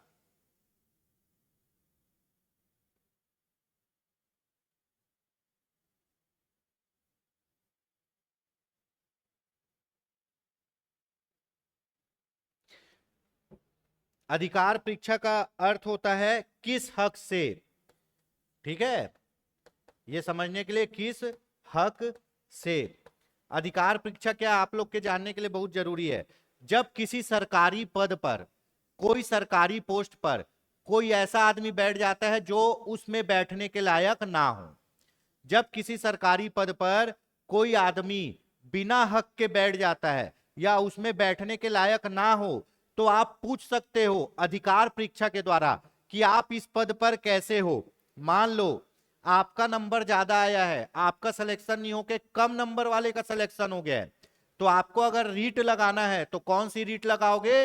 अधिकार परीक्षा की, कि ये आदमी कैसे इस पद पर आ गया जबकि ये इस पद के योग्य नहीं है। अगर कोई अयोग्य आदमी किसी सरकारी पद पर ना, ये केवल सरकारी पद के लिए है, प्राइवेट पद के लिए नहीं है। प्राइवेट पद में तो आदमी कोई किसी को भी रख सकता है, ये केवल किसके लिए है? सरकारी पद के लिए। अगर कोई आदमी सरकारी पद पर अवैध रूप से बिना योग्यता के उस पद को धारण कर लिया है, उस पद पर बैठा है, तो आप अधिकार परीक्षा द्वारा यह पूछ सकते हो कि इस पद पर यह आदमी कैसे बैठा है जबकि ये तो इसके योग्य नहीं है। ठीक है, तो ये 5 टाइप की रीट हो गई। 5 टाइप की रीट कौन कौन सी? बंदी प्रत्यक्षीकरण, परमादेश, प्रतिषेध, उत्प्रेषण और अधिकार परीक्षा। अनुच्छेद 32 के द्वारा सर्वोच्च न्यायालय यही रीट जारी करके आपके मौलिक अधिकार को बचाता है और अनुच्छेद 226 के अनुसार उच्च न्यायालय ये रीट जारी करके आपके मौलिक अधिकार को बचाता है। ठीक है, तो रीट कौन से? सर्वोच्च न्यायालय। कौन सा न्यायालय बोला है यहां? उच्चतम न्यायालय। कौन से? उच्चतम न्यायालय बोला है ना, सॉरी। उच्चतम न्यायालय मतलब हाई कोर्ट, उच्चतम न्यायालय मतलब हाई कोर्ट। तो इसका आंसर क्या होगा जी? इसका आंसर होगा अनुच्छेद 226। उच्चतम न्यायालय मतलब हाई कोर्ट और सर्वोच्च न्यायालय मतलब सुप्रीम कोर्ट। अगर सर्वोच्च न्यायालय बोला होता तो अनुच्छेद 32, उच्चतम न्यायालय बोला इसलिए अनुच्छेद क्या? 226।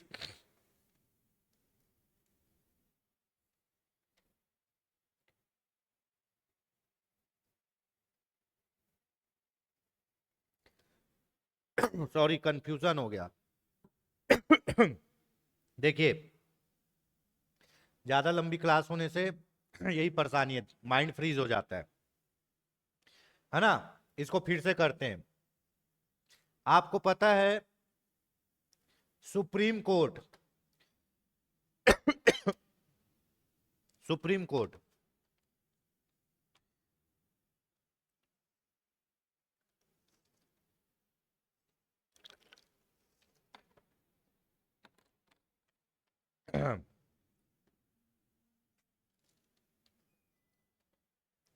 सुप्रीम कोर्ट मतलब उच्चतम न्यायालय, सबसे सुपर या सर्वोच्च न्यायालय।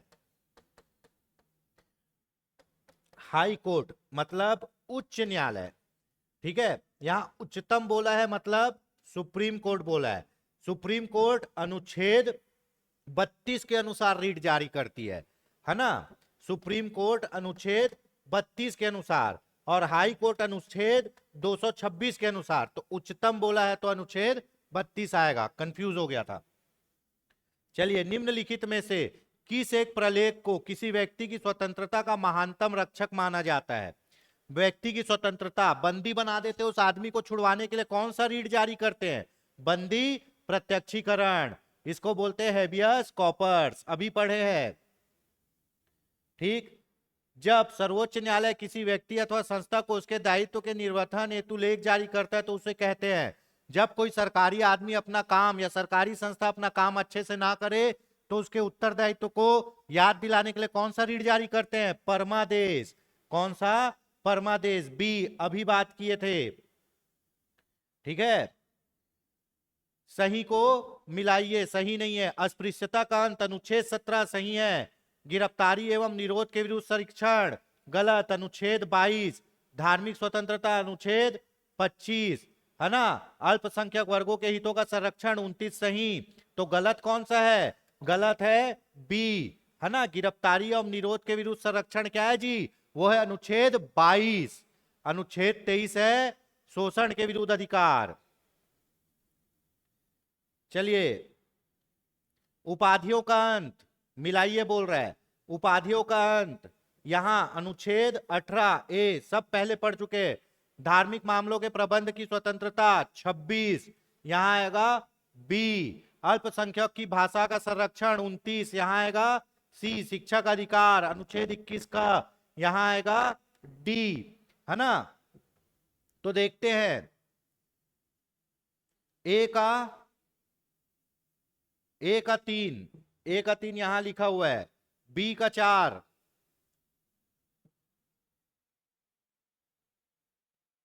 ए का 3, बी का 4, 1, ये ऑप्शन डी सही होगा।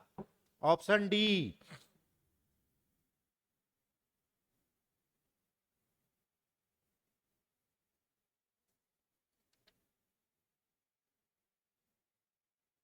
ठीक है, ऑप्शन डी। चलिए फटाफट करते हैं, ज्यादा क्वेश्चन नहीं बचे हैं, काफी लंबा हो गया। होप सो आप पूरा इस वीडियो को देखेंगे और अपनी तैयारी को बढ़िया रखेंगे। अब तो पूरा पढ़ लिए मौलिक अधिकार। अब इसको क्या करना है? इसको बस जमाना है। मौलिक कर्तव्य, मौलिक कर्तव्य कहाँ है भाई?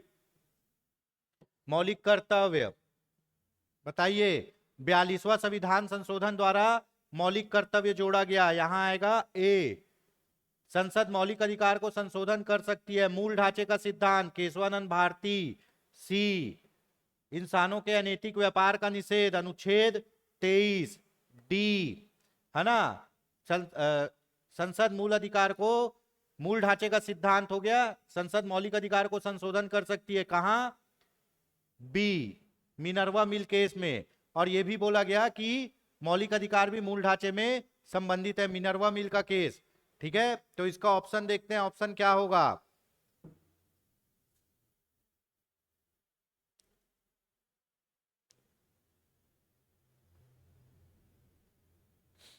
ठीक है, ऑप्शन ए। ऑप्शन ए का 3, बी का 2, बी, ए का 3,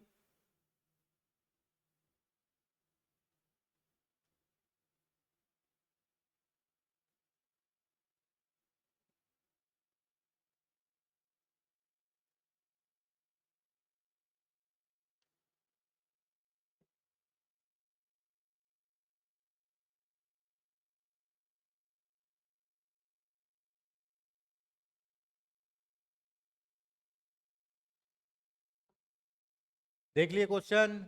चलिए आगे देखते हैं, इसमें सॉल्व करते हैं।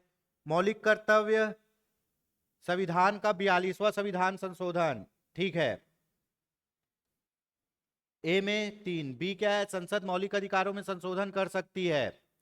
4, केशवानंद भारती बनाम केरल राज्य, ठीक है। मूल ढांचे का सिद्धांत, ये थोड़ा सा गलत है ऑप्शन, है ना। ये ऑप्शन इसमें गलत है। मूल ढांचे का सिद्धांत दिया केशवानंद भारती बनाम केरल राज्य ने, ठीक है। तो सी का 4 होना चाहिए। ठीक, ऑप्शन गलत है इसमें। किस वाद में संसद को मौलिक अधिकार में संशोधन का अधिकार दिया गया है? बताइए, किस वाद में संसद को मौलिक अधिकार में संशोधन का वाद दिया गया है?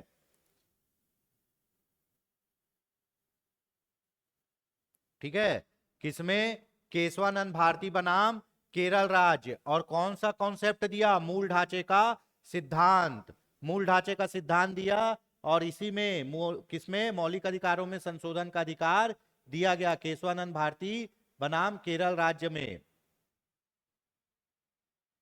भारत के सर्वोच्च न्यायालय ने संविधान की मूल संरचना सिद्धांत, मूल ढांचे का सिद्धांत किसमें दिया? किसमें दिया? केशवानंद भारती बनाम केरल राज्य 1973 में। हालांकि केशवानंद भारती हार गए, लेकिन मूल ढांचे का सिद्धांत मिल गया। ठीक है, केशवानंद भारती की जमीन सरकार ले ली और केशवानंद भारती एक मठ के प्रमुख थे। कौन से? अनुच्छेद 26, है ना, धार्मिक प्रबंध की स्वतंत्रता के खिलाफ केस लगाए थे, पर सरकार केस जीत गई। और क्या दी? मूल ढांचे का सिद्धांत दी। भारत में संपत्ति के अधिकार की क्या स्थिति है?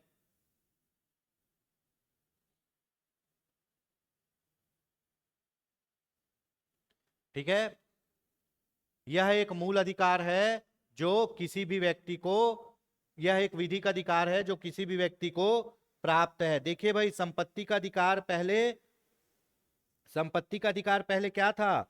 मौलिक अधिकार था। फिर संपत्ति के अधिकार को हटा के कहां ले गए?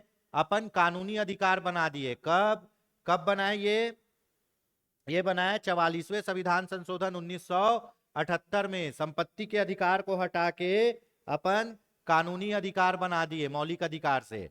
और कहां ले गए? भाग 12। ठीक है,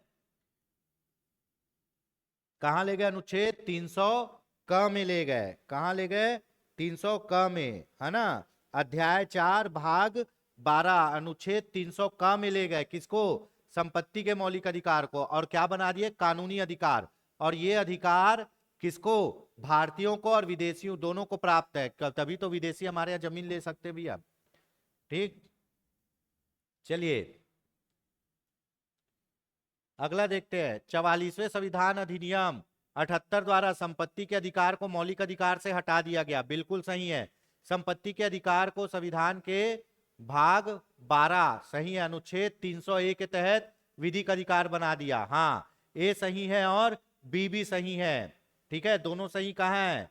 ये है अनुच्छेद ऑप्शन सी, ए और दो दोनों सही है।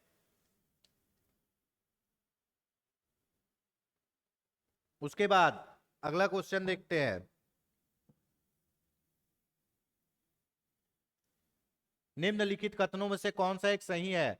अधिकार नागरिकों के विरुद्ध राज्य के दावे हैं। नहीं, अधिकार वह विशेषाधिकार है जो किसी राज्य के संविधान में समाविष्ट है। नहीं, अधिकार राज्य के विरुद्ध नागरिकों के दावे हैं। ये होगा ऑप्शन सी। आपके जो मौलिक अधिकार है ना, वो राज्य को कंट्रोल करते हैं, राज्य के विरुद्ध आपको प्राप्त है कि आपकी राज्य, आपका सरकार आपका गलत नाश कर सके, इसीलिए मौलिक अधिकार दिया गया है।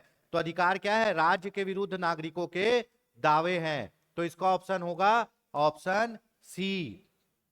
ठीक है, चलिए एक मोस्ट इंपॉर्टेंट चीज बना देता हूं, केवल भारतीयों को प्राप्त मौलिक अधिकार, है ना, केवल भारतीयों को प्राप्त मौलिक अधिकार। कौन कौन से मौलिक अधिकार भारतीयों को प्राप्त होंगे जी?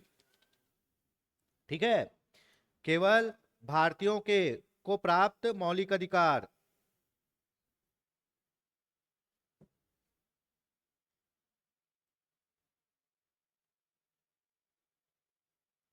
केवल भारतीयों को प्राप्त मौलिक अधिकार, है ना, केवल भारतीय को। ये पूछा जाता है इसलिए बता दे रहा हूं। भारतीयों को अनुच्छेद 15, 16, 19, 29 और 30 ये मौलिक अधिकार केवल भारतीयों को प्राप्त है। अनुच्छेद 15, 16, 19, 29 और 30। 15 क्या है जी? जन्म, स्थान, लिंग, जाति के आधार पर भेदभाव का निषेध। अगर आप भारतीय हो तो आपसे कोई भेदभाव नहीं करेंगे, लेकिन अगर कोई आदमी भारतीय नहीं है तो उससे भेदभाव किया जा सकता है। ठीक है। अनुच्छेद 16 अवसर की समानता, जो भारतीय लोग हैं वो भारत में नौकरियों में सम बराबर हैं। अगर विदेशियों को भी अधिकार दे दोगे ना तो विदेशी आके भारत में नौकरी करने लग जाएंगे, हमारा सिलेक्शन ही नहीं होगा। तो 16। अनुच्छेद 19 क्या है? स्वतंत्रता का अधिकार केवल भारतीयों को प्राप्त है, विदेशियों को नहीं है। अगर विदेशियों को दे दिए तो भारत में कहीं भी पहुंच जाएंगे, है ना। अनुच्छेद 29 क्या है? अल्पसंख्यक, हमारे यहाँ जो अल्पसंख्यक है वही अधिकार 29 और 30 किसको मिलेंगे? भारतीयों को। तो अनुच्छेद 15, 16, 19, 29 और 30 केवल भारतीयों को प्राप्त मौलिक अधिकार है। बाकी मौलिक अधिकार सभी लोगों को, चाहे वो भारतीय हो चाहे विदेशी हो, सभी को मिलेगा। ठीक है। तो ये भी पेपर में पूछा जाता है। और ये चीज बोला जाता है मौलिक अधिकार ऋणात्मक है। इसीलिए ऋणात्मक है क्योंकि ये सरकार को कंट्रोल कर देता है, इसीलिए मौलिक अधिकार ऋणात्मक है जी। मौलिक अधिकार ऋणात्मक इसीलिए है क्योंकि ये सरकार को कंट्रोल कर देता है। और राज्य के नीति निर्देशक तत्व धनात्मक है क्योंकि ये सरकार को कंट्रोल नहीं करते हैं। तो आज के लिए बस इतना ही। होप सो आपको वीडियो पसंद आया। वीडियो लंबी हो गई क्योंकि टॉपिक को कवर करना था, है ना। आप वीडियो को पूरा देखिए, विश्लेषण को समझिए। होप सो आपका मौलिक अधिकार से अब कोई भी क्वेश्चन नहीं छूटेगा। हम प्रतिबद्ध है आपकी तैयारी को संपूर्णता देने के लिए, और हम प्रतिबद्ध है आपके साथ मिलकर सफलता की सीढ़ी चढ़ने के लिए। तो योगेंद्र साहू ऑनलाइन क्लासेस में बने रहने के लिए धन्यवाद। उम्मीद करता हूं आप खुश रहो, स्वस्थ रहो, सफल रहो, स्वच्छ रहो और सुरक्षित रहो। जय हिंद, जय भारत, जय छत्तीसगढ़।